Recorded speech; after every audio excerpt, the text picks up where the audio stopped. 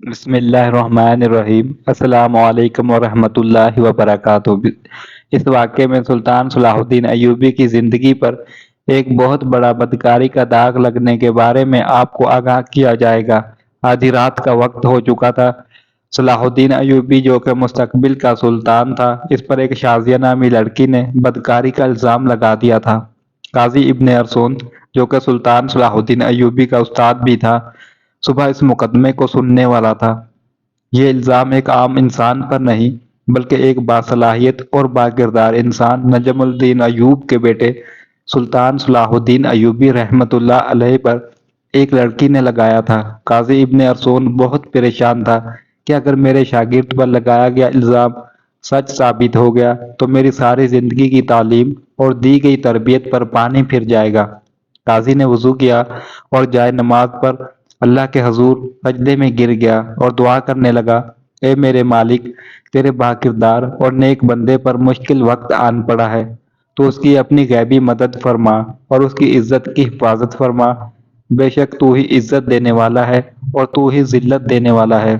میرا دل نہیں مانتا کہ صلاح الدین ایوبی کسی کی طرف بری نظر بھی اٹھا کر دیکھیں، لیکن دوسری طرف شازیہ نامی لڑکی پورے وثوق سے سلطان صلاح الدین ایوبی پر اتنا بڑا الزام لگا رہی ہے۔ محترم ناظرین، یہ واقعہ کچھ اس طرح ہے کہ جب سلطان نور الدین زنگی اپنی سلطنت پر قائم و دائم تھے تو سلطان صلاح الدین ایوبی پر ایک شازیہ نامی لڑکی نے الزام لگایا کہ صلاح الدین ایوبی نے اسے اکیلے پا کر اس کے ساتھ زبردستی کرنے کی کوشش کی۔ تمام لوگ حیران تھے کہ سلطان اس طرح کا کام کر سکتا ہے کیا؟ کسی کو یقین نہیں آتا تھا۔ کوئی کچھ بات کرتا اور کوئی کچھ بات کرتا۔ اگلی صبح سلطان نور الدین زنگی کی موجودگی میں قاضی ابن ارسون نے یہ مقدمہ سننا تھا اور سلطان صلاح الدین پر فرد جرم عائد ہونے کے بعد سزا سنائی جانی تھی۔ سلطان صلاح الدین ایوبی رات کو ساری رات بخار میں تڑپتا رہا اور اللہ سے دعا کرتا رہا، اے میرے مالک، تو ہی میری مدد فرما، تو ہی بہتر جانتا ہے، تو ہی سب سے سچا ہے، بے شک میری مدد کرنے والا صرف تو ہی ہے۔ صبح کا وقت ہوا تو سلطان صلاح الدین ایوبی کا بخار بہت زیادہ تھا۔ سلطان صلاح الدین ایوبی نے وضو کیا اور نماز کے لیے کھڑے ہو گئے۔ نماز ختم کرنے کے بعد اللہ کے حضور سجدے میں گر کر دعا مانگی اور کہا، اے میرے مالک، تو ہی میری عزت رکھنا۔ وہ دن نور الدین ایوب خاندان کے لیے بہت ہی عجیب دن تھا۔ لوگ بڑی بےتابی سے اس لمحے کا انتظار کر رہے تھے جب سلطان نور الدین زنگی کی موجودگی میں قاضی ابن ارسون اس مقدمے کو سنیں گے اور سلطان صلاح الدین ایوبی کے ساتھ کیا ہونے والا ہے، کیونکہ اس وقت بھی کچھ لوگ نور الدین زنگی کے خلاف تھے جبکہ کچھ لوگ نور الدین زنگی کے ساتھ تھے، اس لیے لوگوں کے ذہن میں مختلف سوالات تھے۔ سورج طلوع ہو چکا تھا۔ سلطان نور الدین زنگی اپنے دربار میں آ چکا تھا اور اس کے بائیں جانب قاضی ابن ارسون کا تخت تھا اور نیچے صلاح الدین ایوبی ہاتھ باندھے کھڑا تھا۔ تھوڑی دیر کے بعد قاضی نے فرد جرم پڑھ کر سنایا اور فرد جرم پڑھنے کے بعد قاضی سلطان صلاح الدین ایوبی سے مخاطب ہوا اور کہا کہ تمہیں اپنی صفائی میں بولنے کا پورا حق ہے۔ قاضی کی بات ختم ہوتے ہی سلطان صلاح الدین ایوبی رحمۃ اللہ علیہ نے قاضی سے مخاطب ہوتے ہوئے کہا، قاضی صاحب، جس لڑکی کو میں نے دیکھا تک نہیں، اس کے ساتھ کچھ برا کرنے کے بارے میں سوچ بھی کیسے سکتا ہوں؟ یہ سنتے ہی قاضی صاحب نے حکم دیا کہ شازیہ نامی لڑکی کو حاضر کیا جائے۔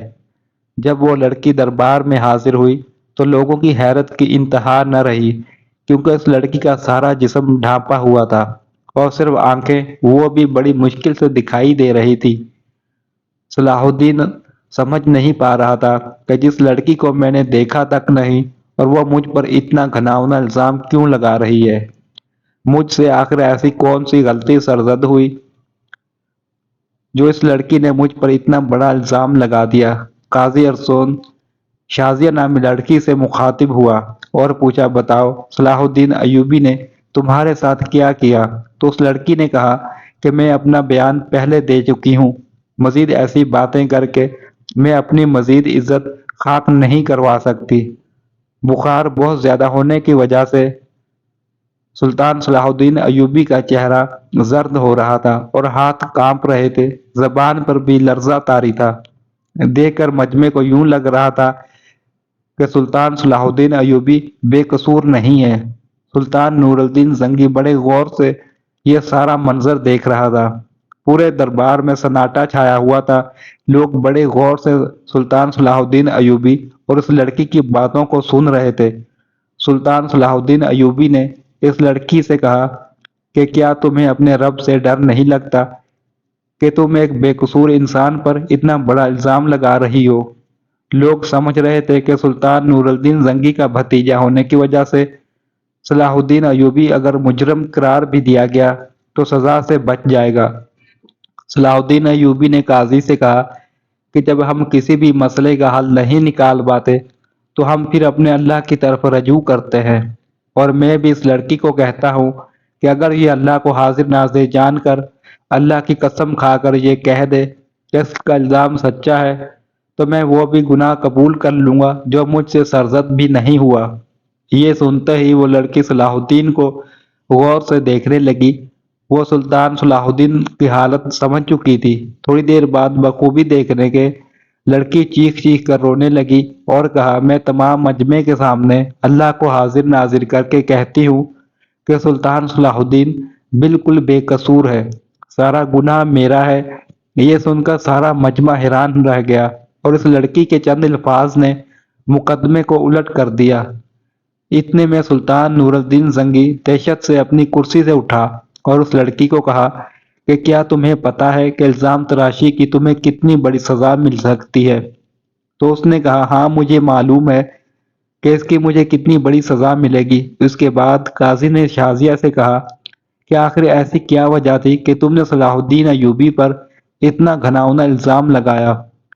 تو لڑکی نے اپنی آنکھیں جھکا لی، لیکن جب سلطان نور الدین زنگی رحمت اللہ علیہ نے لڑکی کی طرف دیکھا تو اس نے کہا، اے میرے سلطان، میں جانتی ہوں کہ مجھ سے بہت بڑا گناہ ہو گیا، شاید جس کی تلافی بھی ناممکن ہو، کیونکہ جو داغ سلطان صلاح الدین ایوبی کے کردار پر لگا وہ شاید میں چاہتے ہوئے بھی نہ مٹا سکوں، لیکن یہ سب کام کرنے کے لیے میں مجبور تھی۔ سلطان نور الدین زنگی نے پوچھا کہ بتاؤ تمہیں اس کام کے لیے کس نے مجبور کیا؟ تو شازیہ نامی لڑکی نے امیر ابن مرقوم کی طرف اشارہ کرتے ہوئے کہا کہ اس عالی مقام امیر نے مجھے یہ سب کرنے کے لیے مجبور کیا۔ تمام درباری امیر ابن مرقوم کو ملالت اور غصے کی نظروں سے دیکھنے لگے۔ امیر ابن مرقوم اپنی جگہ سے اٹھا اور بڑے دعوے کے ساتھ کہنے لگا، یہ لڑکی جھوٹ بول رہی ہے، میں بھی سلطان صلاح الدین کی طرح اس کو جانتا تک نہیں۔ نور الدین زنگی نے کہا کہ کل معلوم ہو جائے گا کہ کون بے گناہ ہے اور کون گنہگار۔ اس کے بعد سلطان نور الدین زنگی نے شازیہ نامی لڑکی کو اپنے کمرے میں بلایا اور پوچھا کہ بتاؤ اصل ماجرا کیا ہے؟ لڑکی نے کہا کہ ایک جنگ میں میرے ماں باپ مارے گئے تھے اور میں اس ظالم امیر ابن مرقوم کے ہاتھ لگ گئی، جس کی وجہ سے یہ مجھ پر بے انتہا ظلم کرتا تھا، بے حد تشدد کرتا تھا، اور شاہی کنیز کے جانچ کرنے کے بعد اس لڑکی کی پیٹھ پر کوڑوں کے نشان بھی دکھائی دیے گئے۔ اور ادھر سلطان نور الدین زنگی کے خاص جاسوسوں نے شازیہ اور امیر ابن مرقوم کے بارے میں ساری معلومات اکٹھی کر لی اور ان کے آپس کے تعلق کو سلطان کے سامنے بے نقاب کر دیا۔ یہ دیکھ کر سلطان نے اگلے دن پورے مجمع کو ایک جگہ پر اکٹھا ہونے کی دعوت دی۔